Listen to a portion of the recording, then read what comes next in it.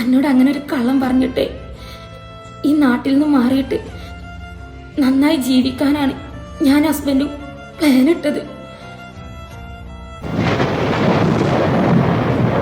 എന്നോട് അങ്ങനെ ഒരു കള്ളം പറഞ്ഞിട്ട് എറണാകുളത്ത് ഒരു ഫ്ലാറ്റ് വാങ്ങി താമസിക്കാനായിരുന്നു ഞാൻ ഹസ്ബൻഡും കൂടി പ്ലാനിങ് ഇട്ടത്. ഇത്രക്ക് വലിയ കള്ളിയായിരുന്നില്ലടി. ഇന്നിന്റെ കുടുംബത്തിന് ചതിച്ചിട്ട് അതൊക്കെ എങ്ങനെയാണ് സന്തോഷത്തോടെ മുതലിട്ട് ജീവിക്കാൻ തോന്നുന്നത്? അത് കാരണം ഞാൻ അനുഭവിച്ചത് എത്രത്തോളം അനക്കറിയോ? ആ മുതലിട്ട് ജീവിച്ച അനക്ക് ഏത് കാലത്ത് സമാധാനം കിട്ടാനാടി?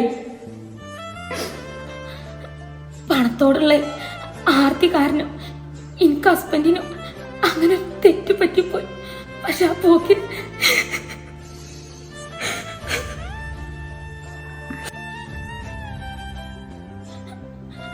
അന്നത്തെ പോക്കില് ഞങ്ങളെ കാറ് ആക്സിഡന്റ്.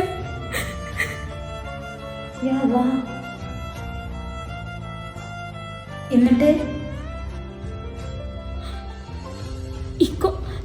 ഇക്കാക്കും കാര്യമായിട്ട് പ്രശ്നമൊന്നും ഉണ്ടായില്ല. പക്ഷെ ഞങ്ങളെ മോൾക്ക് എന്താ ജസ്നി പറഞ്ഞത്? നിലുമോൾക്ക് എന്താ പറ്റി? നിലുമോൾക്ക്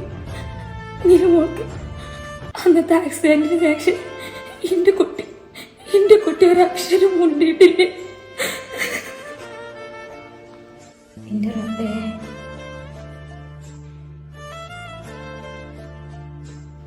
എന്റെ പഠിച്ചോനെ. എന്നിട്ട് ഇപ്പൊ എന്താ മോളെ പാട്? കുട്ടി എവിടെയടി? 2 ദിവസം വരെ വെന്റിലേറ്ററിലായി. തിരിച്ചു കിട്ടും ഇല്ലെന്നും കൂടി ഉറപ്പില്ലാത്തൊരവസ്ഥയാണ് എന്റെ കുട്ടിക്ക്. പഠിച്ചോനെ, എന്റെ റബ്ബേ ഈ കേൾക്കണത്.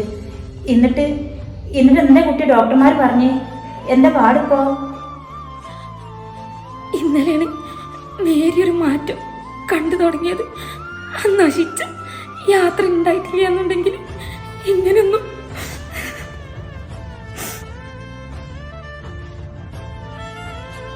എന്താപ്പ ഞങ്ങൾ എന്നോട് പറയാ?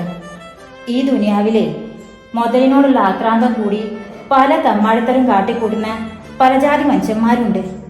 ഒക്കെ ഇന്നത്തെക്കായി നന്നായി നാളെ ജീവിക്കണം എന്നുള്ള അതിമോഹം തലക്കുടിച്ച് കാട്ടിക്കൂട്ടുണ്ടാ. ഇപ്പൊ ഇജ്ജു എന്റെ പുതിയാപ്പിളിയും കാട്ടിയ പോലെ.